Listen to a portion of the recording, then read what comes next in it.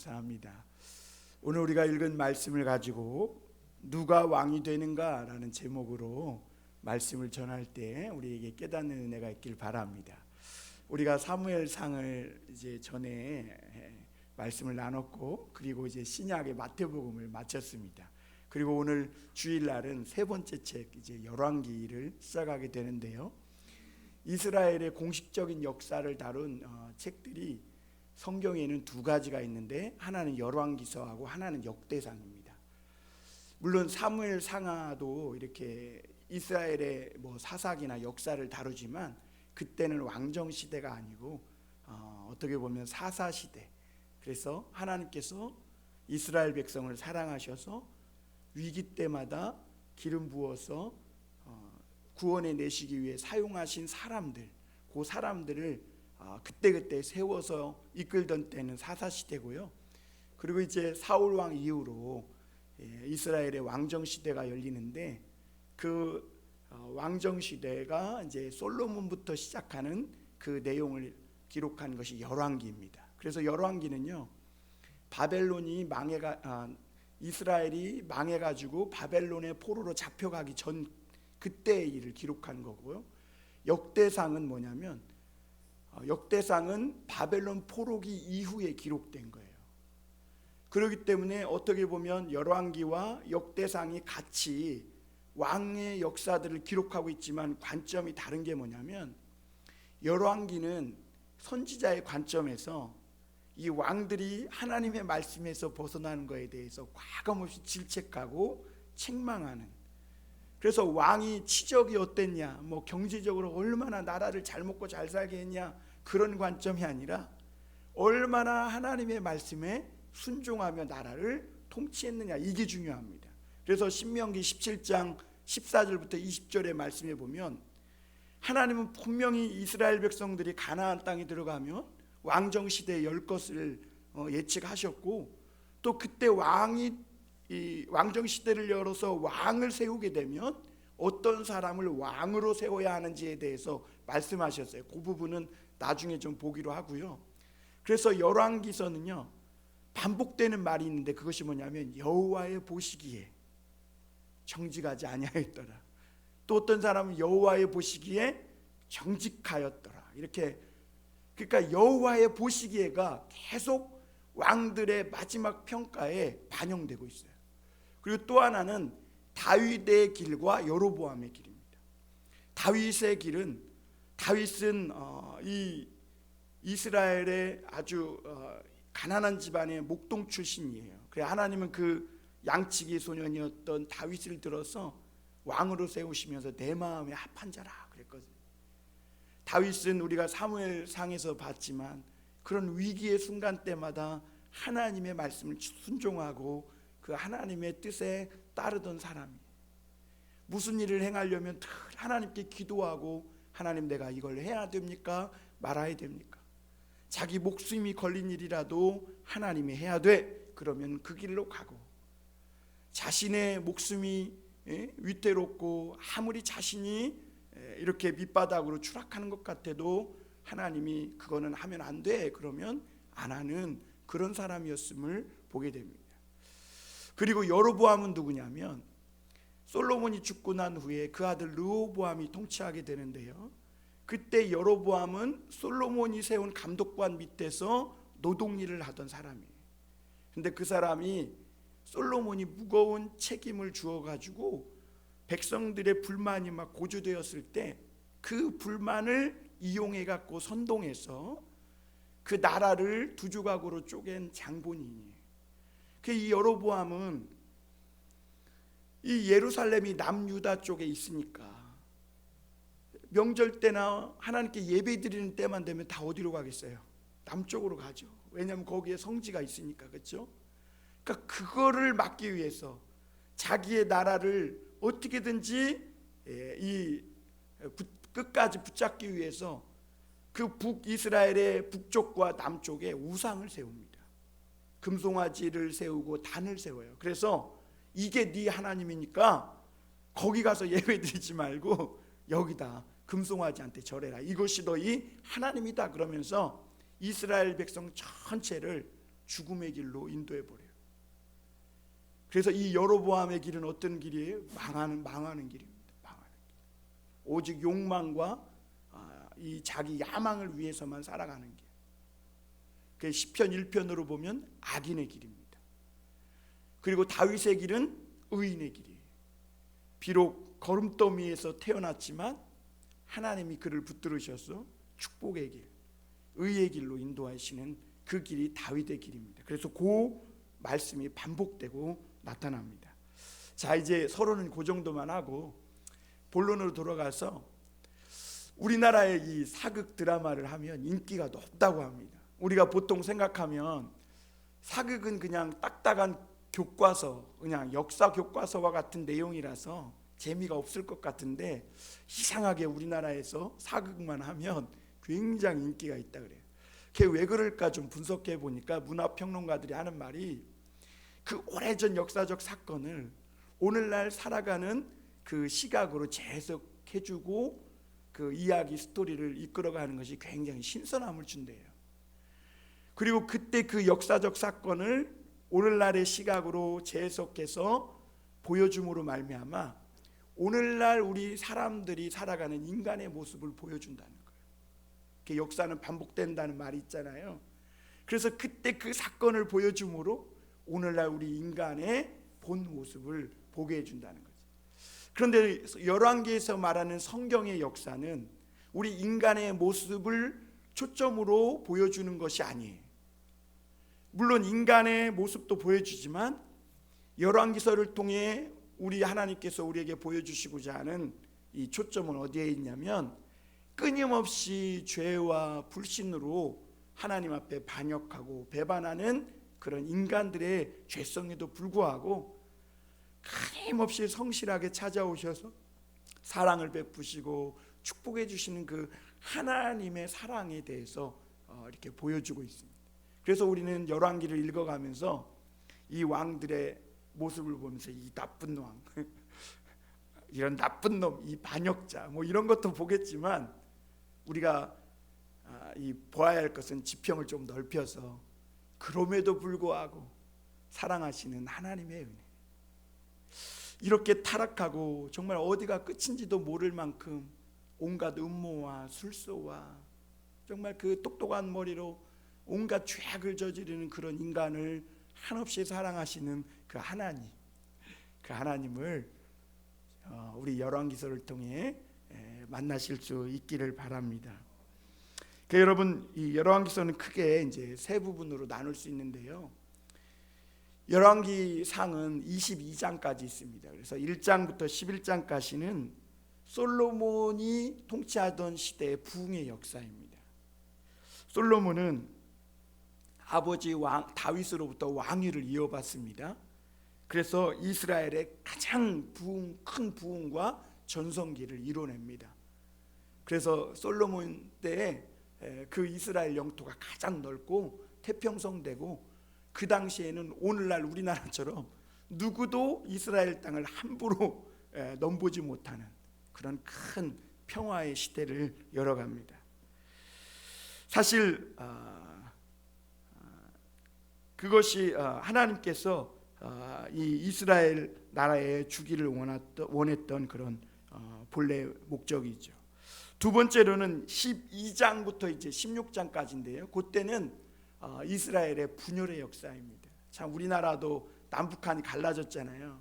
그래서 우리가 이 열왕기서를 보면서 동감을 할 수 있는 이유가 뭐냐면 우리나라도 이렇게 남북으로 지금 갈라져 있는데 70년이 넘도록 이걸 하나로 만들지 못하고 있는데 지금 이 이스라엘도 권력 다툼으로 인해서 그 이스라엘이 남북으로 갈라지게 되는데 그 원인 제공했던 사람이 아쉽게도 솔로몬이에요. 솔로몬이 하나님의 말씀을 떠나서 참 자기의 어떤 야망을 쫓아서 살아갔을 때 하나님이 그를 선택했을지라도 그는 오히려 하나님을 등지고 결국은 백성들을 파탄에 이르게 하고 나라를 둘로 쪼개지게 하는 그런 참 가슴 아픈 역사를 담고 있습니다. 그리고 17장부터 마지막 22장까지는 이제 이스라엘이 분열된 후에 북쪽 이스라엘이 어떻게 됐을까요? 점점 썩어가죠. 하나님이 없으니까. 그렇죠? 거기에는 금송아지만 있잖아요. 욕심만 있잖아요. 그러니까 사람의 욕심이 부풀 대로 부풀어서 살아가는 곳이 북이스라엘이에요. 그러니까 어떻게 됐을까요? 썩어가죠. 추락하죠. 쿠데타와 온갖 살인과, 그래서 아모스서나 이런 데 보면요, 북이스라엘은 도시가 피바다를 이루었다 그랬어요. 자기 욕심 때문에. 결국은 주전 722년에 아수르에 의해서 망하게 됩니다. 북이스라엘. 그런데 그러기 전에 하나님은요, 그냥 너 잘못했으니까 망해, 그래가지고 바로 아수르를 보내서 망하게 한 게 아니라, 우리가 이 열왕기서 읽어보면 놀랍게도 그렇게 썩어 문드러진 북이스라엘 향해서 하나님은 오히려 더 큰 능력의 종을 보냈다는 거예요. 엘리사가 다 어디 출신이에요? 북이스라엘 출신. 하나님은 그 썩어 문드러져서 추락하는 북이스라엘을 살리기 위해서 능력의 종 엘리사 이런 종들을 보낸 거예요. 그런데 그 엘리사가 하나님의 말씀을 막 이끌고 부흥시켰을 때는 북이스라엘이 조금 살아나는 것 같았다가도 그렇게 하나님 앞에 헌신된 선지자들이 죽으니까 결국에는 이 북이스라엘의 그 불길이 닿지 못하고 그냥 식어져서 망하게 되는 것을 보게 됩니다. 여러분, 우리가 전염병으로 고난을 겪는 오늘날 시대에 또 온갖 재앙과 생각지도 못했던 그런 어려움을 겪는 이 시대에 그럼에도 불구하고 저는 하나님의 사랑을 느껴요. 사실 우리가 받을 재앙은 이거보다 더 커도 우리가 할 말이 없죠. 그러나 하나님이 그 모든 재난과 고난도 적당히 하시고 우리를 이제는 잠에서 깨어 일어나라, 이제는 모든 욕심과 야망을 버리고 하나님의 말씀대로 살기를 바라시는 그 하나님의 사랑을 느낍니다.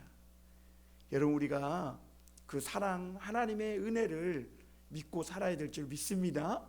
우리가 주변을 보면 참 다 절망적인 것 뿐이지만, 사람을 보면 참 소망이 없지만, 그래도 끊임없이 사랑하시는 그 하나님께 소망을 둘 때 우리는 사랑하며 그 은혜를 믿고 살아갈 수 있는 줄 믿습니다. 오늘 열왕기서는 놀랍게도 다윗 왕이 노쇠한 것으로부터 시작합니다. 여러분, 이런 역사책 보신 적 있어요? 그래도 역사책이라면 놀라운 영웅의 탄생, 그렇죠? 뭔가 무용담이 있을 만한 그런 데서부터 시작해야 되는데, 성경의 열왕기서는 다윗이 아주 노쇠하고 늙어가지고 어느 정도냐면 몸이 너무 춥고 떨려요. 그래가지고 거동조차 못해요. 그러니까 몸의 온기가 다 빠져나가고 노쇠할 대로 노쇠해진 그것에서부터 시작합니다. 이런 면에서 우리가 두 가지 정도 생각해 볼 수 있는데요, 성경이 말하는 이 열왕기에서 말하는 것은 사람이 중요하다는 겁니다. 사람. 그러니까 하나님의 축복은요, 사람을 통해 주세요. 다윗을 통해 하나님이 이스라엘을 너무나 축복하셨어요. 그 신명기 17장 14절 20절 우리 한번 볼까요? 제가 한번 읽어드리겠습니다. 한번 잘 들어보시길 바랍니다. 내가 내 하나님 여호와께서 내게 주시는 땅에 이르러 그 땅을 차지하고 거주할 때에 만일 우리도 우리 주위의 모든 민족들 같이 우리 위에 왕을 세워야겠다는 생각이 나거든 반드시 내 하나님 여호와께서 택하신 자를 내 위에 왕으로 세울 것이며 내 위에 왕을 세우려면 내 형제 중에서 한 사람을 할 것이요 내 형제 아닌 타국인을 내 위에 왕 세우지 말 것이며 그는 병마를 많이 두지 말 것이요 병마를 많이 얻으려고 그 백성을 애굽으로 돌아가게 하지 말 것이니 이는 여호와께서 너희에게 이르시기를 너희가 이후에는 그 길로 다시 돌아가지 말 것이니라 하셨음이며 그에게 아내를 많이 두어 그의 마음이 미혹되게 하지 말 것이며 자기를 위하여 은금을 많이 쌓지 말 것이니라. 그가 왕위에 오르거든 이 율법서의 등사본을 레위 사람 제사장 앞에서 책에 기록하여 평생에 자기 옆에 두고 읽어 그의 하나님 여호와 경외하기를 배우며 이 율법의 모든 말씀과 이 규례를 지켜 행할 것이라.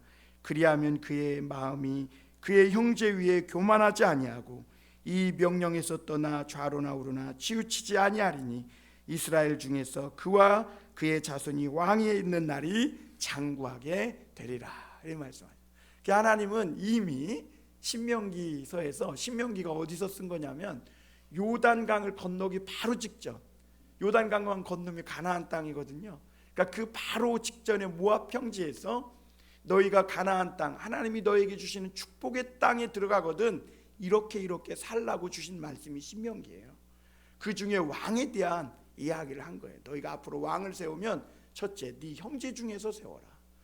둘째, 군사력을 튼튼히 하기 위해서 애굽을 의지하지 말라. 그러니까 미국이나 중국이나 뭐 이런 걸 의지하지 말라.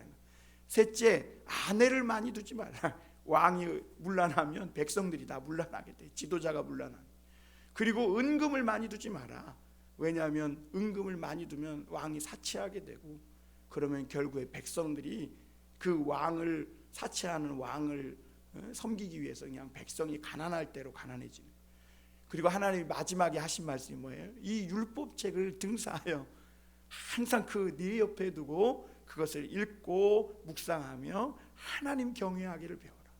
그러면 교만하지 않고 내 왕위가 내 자손 대대로 장구하게 될 것이다. 이렇게 말씀을 하셨는데 솔로몬이 그러지 못했어요.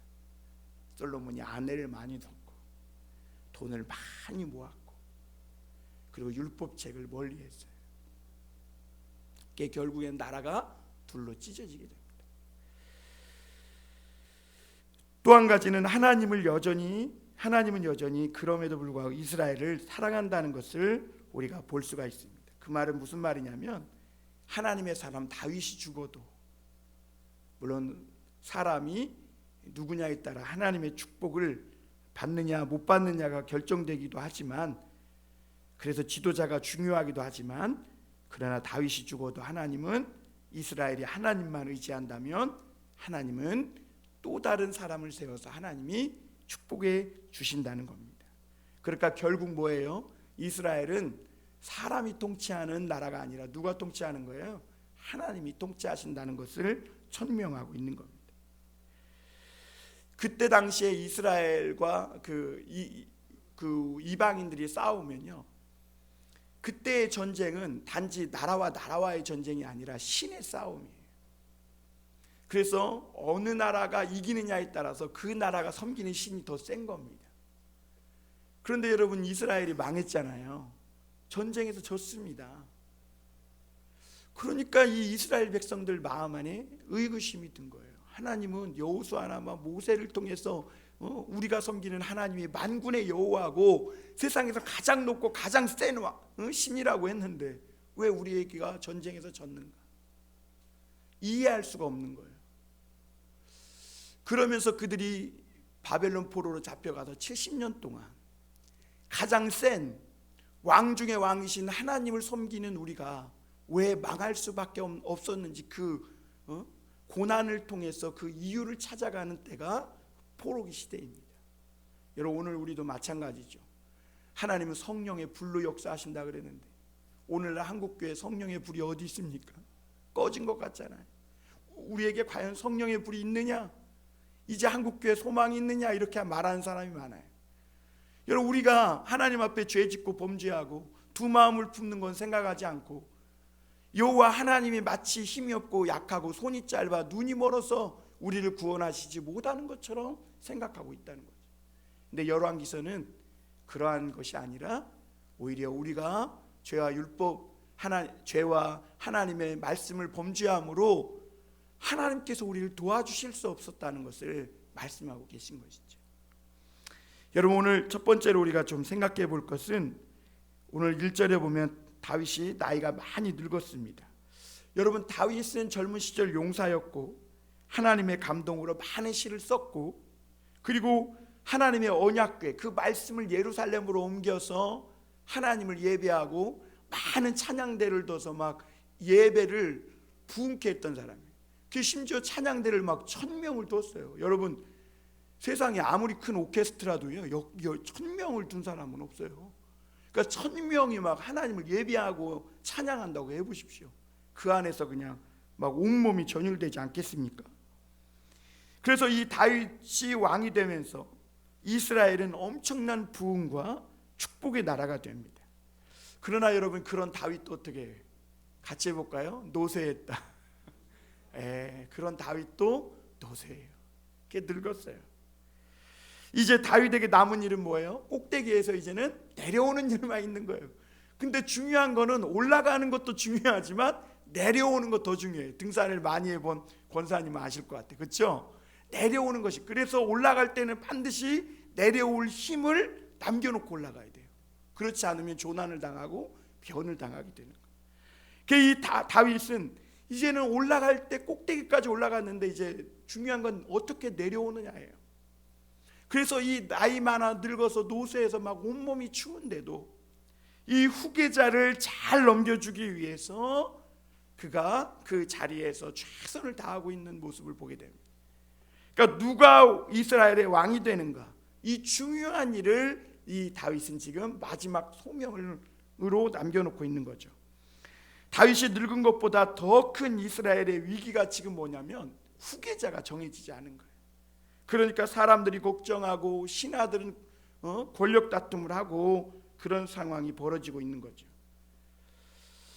그런데 다윗은 이미 오래전에요, 오늘 우리가 말씀에서 봤지만 하나님으로부터 너를 이어 왕이 될 사람은 누구라고요? 솔로몬이 되리라고 응답을 받았어요.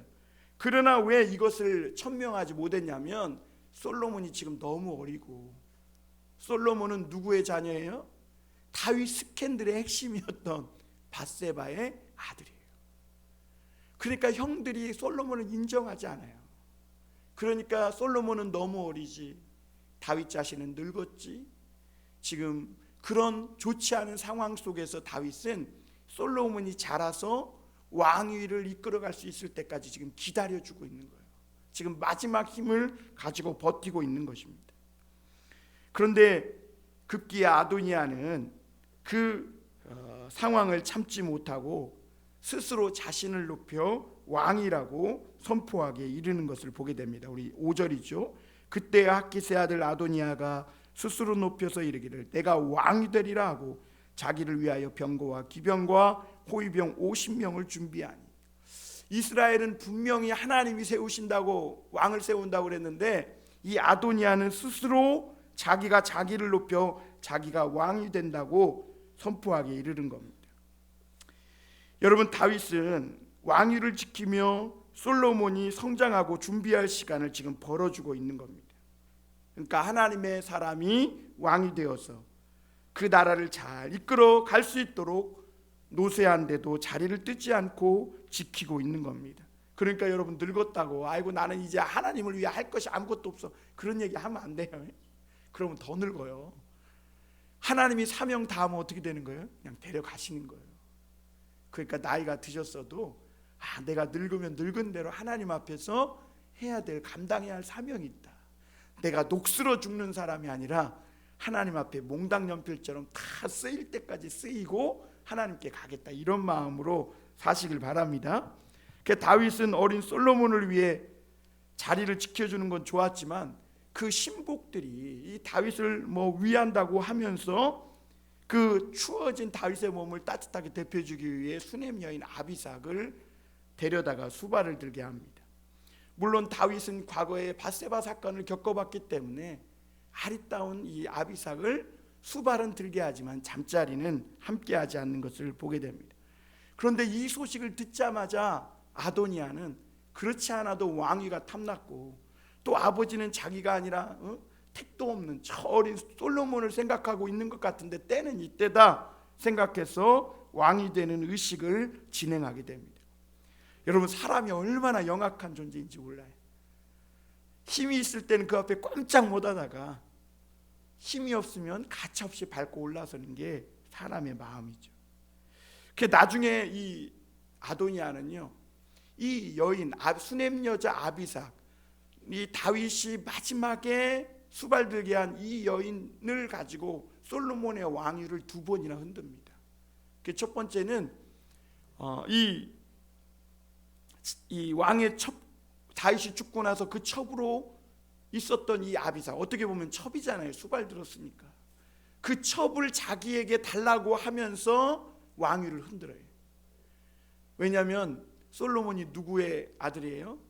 다윗의 첩이었던 밧세바의 아들이에요.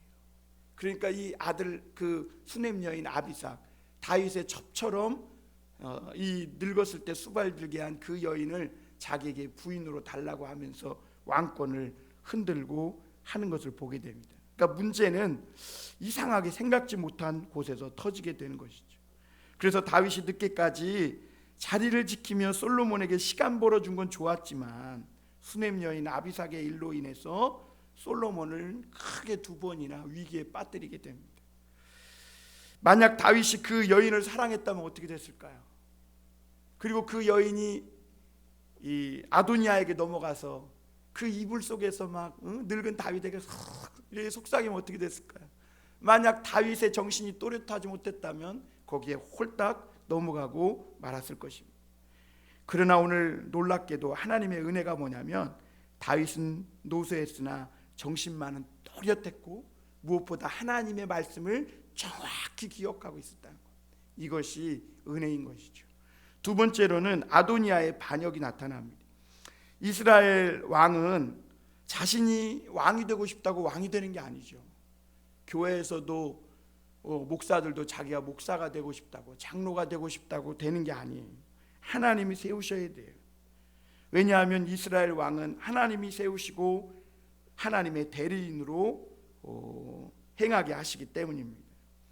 그래서 하나님은 이스라엘의 왕을 세우실 때 반드시 보시는 것이 뭐냐면 외모를 보지 않고 중심을 보세요. 그래서 사무엘상 16장 7절에 보면 사무엘이, 우리 그때 배웠잖아요, 이새의 집에 가가지고 이스라엘 사울을 이어 왕이 될 사람을 기름 부으려고 하는데 엘리압이 쭉 지나가는데 너무 잘생기고 막 키도 크고 성격도 막 아주 남자답고, 그러니까 왕이구나 하고 기름 부으려고. 그러니까 하나님이 노, 붙지 말라는 거예요. 왜? 내가 이미 저를 버렸노라.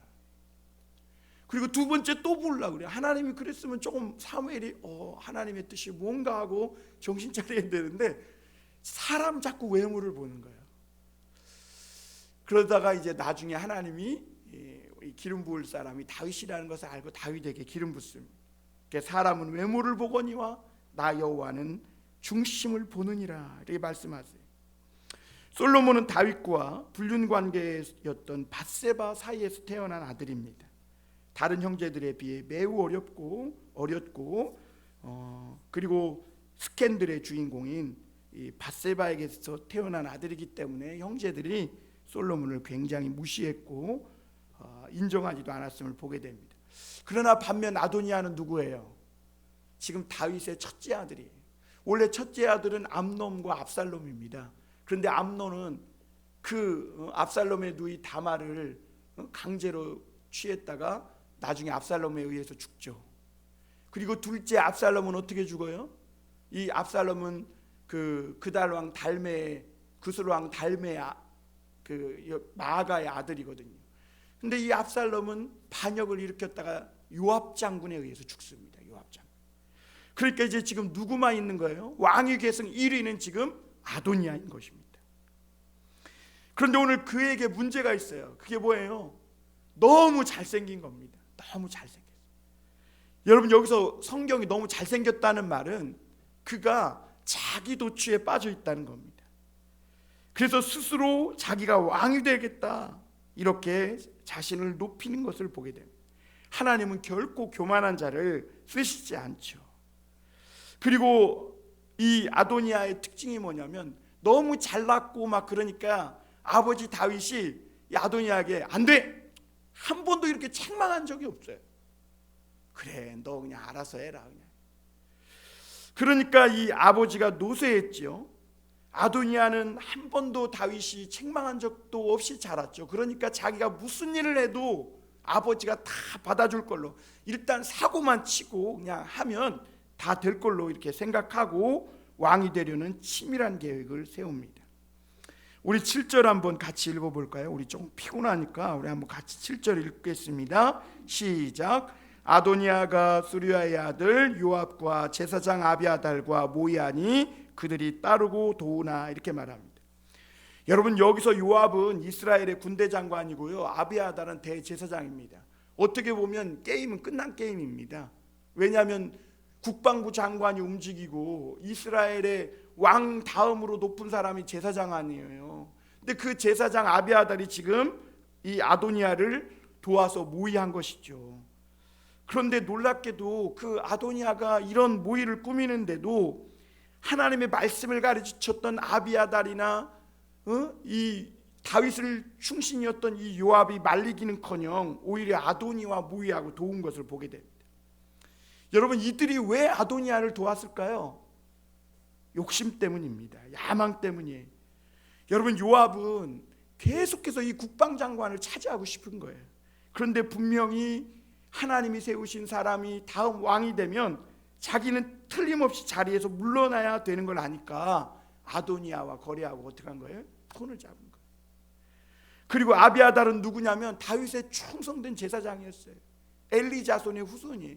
그래서 이 아비아달은요, 다윗이 여러 번 죽을 뻔했는데 그 다윗의 목숨을 함께하면서 건져준 사람이 이 아비아달입니다.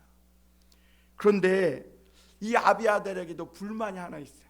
그게 뭐냐면 이스라엘의 대제사장이 지금 자기 혼자가 아니라 공동제사장인데 사독이 또 공동 대제사장으로 있는 거예요. 그러니까 권력은 나눠 갖고 싶어요, 혼자 갖고 싶어요? 혼자 갖고 싶은 거예요.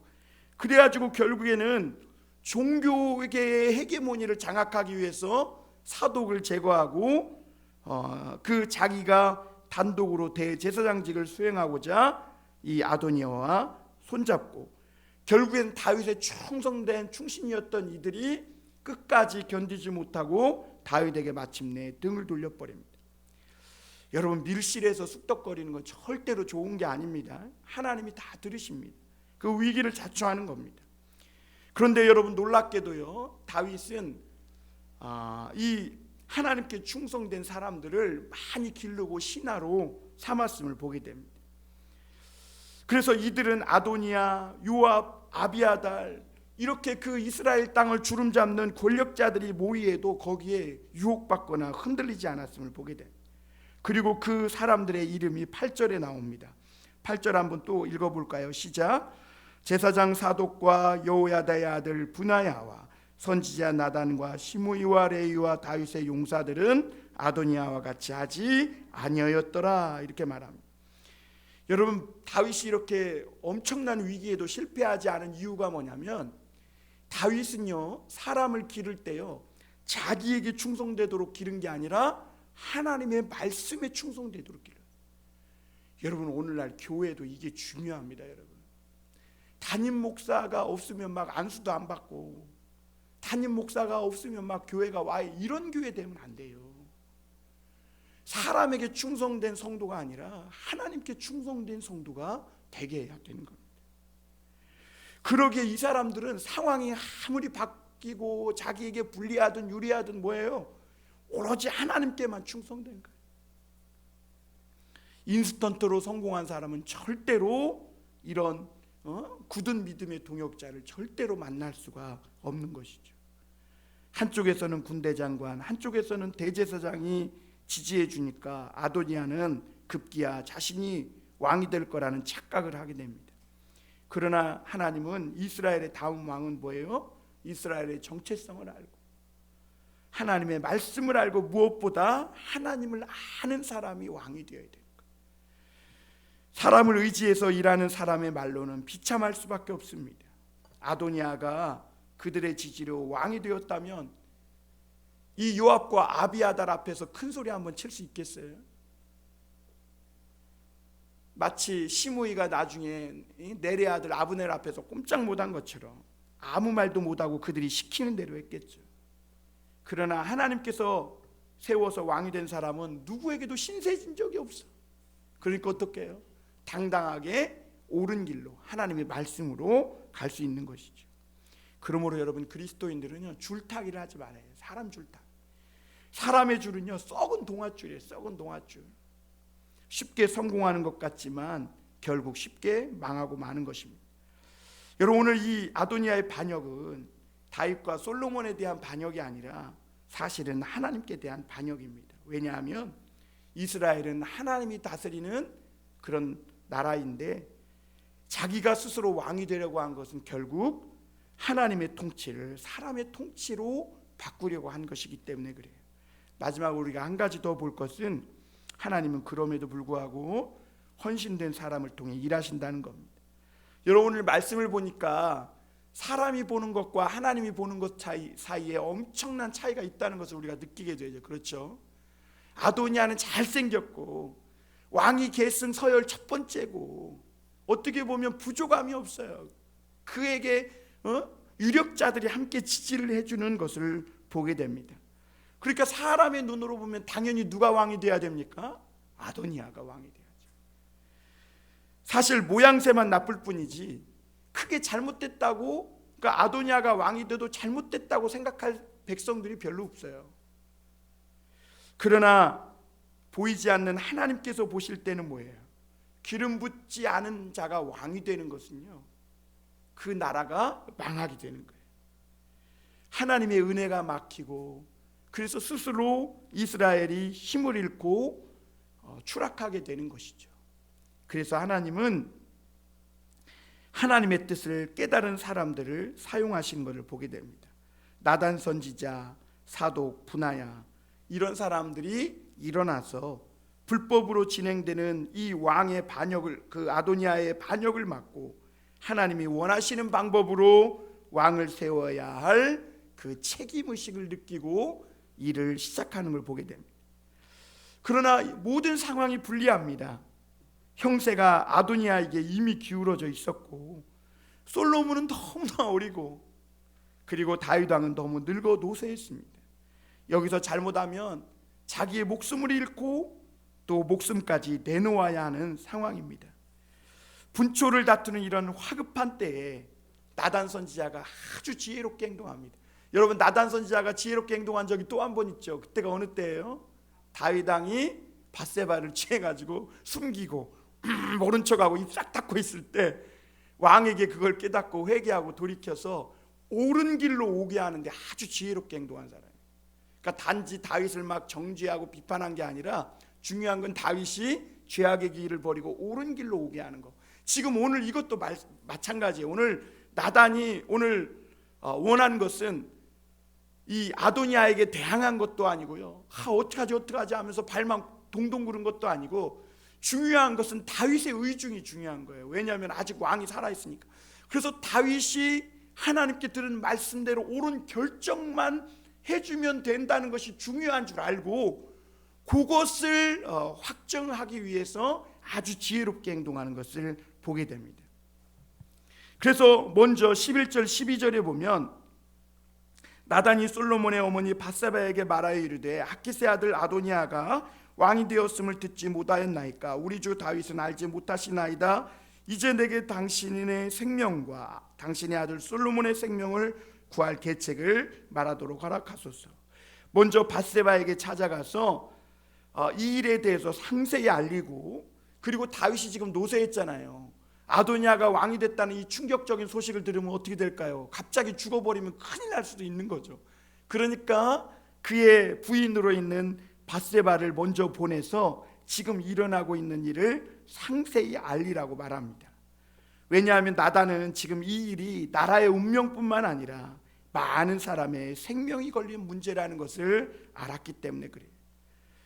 그래서 이 밧세바와 또 자신이 들어가서 노쇠한 다윗이 정확한 판단을 내릴 수 있도록 돕자는 것입니다. 여러분, 하나님은 오늘도 사람을 통해 일하십니다. 나단은 목숨 걸고 가장 어려운 순간에 가장 중요한 일을 해냈음을 보게 됩니다. 다윗이 하나님의 말씀을 기억하고 옳은 결정을 해서 나라가 하나님의 말씀 위에 바로 서도록 하는 중요한 사명을 하고 있는 것이죠. 여러분, 우리가 살아가는 세상도 천국이 아닙니다. 조금만 방심하면 세상은 우리 삶을 통째로 흔들어버리는 무서운 전쟁터가 돼요. 그렇죠? 경험해 보셨을 거예요. 오늘의 동지가 내일의 적이 되기도 하고 막 그래요. 그런 세상에서 우리는 정말 어떤 의지할 힘도 없고 전략도 없어요. 그러나 우리에게 아도니아와 같은 이 강한 세력을 한순간에 무너뜨릴 수 있는 그 하나님의 말씀과 기도가 우리에게 있는 줄 믿습니다.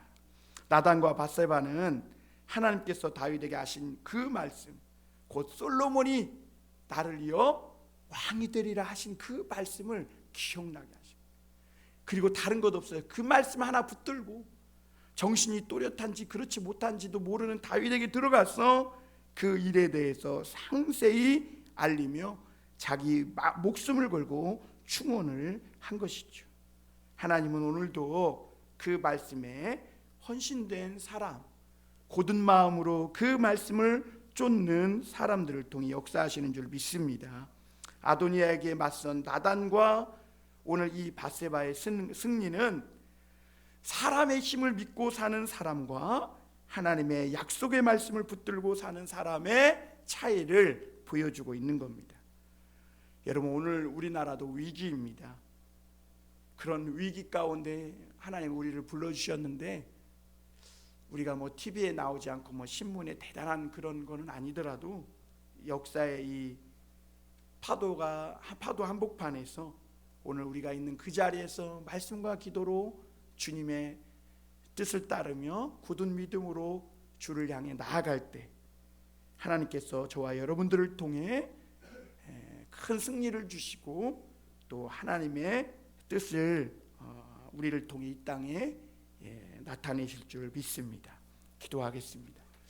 사랑과 은혜가 풍성하신 하나님 아버지, 감사합니다.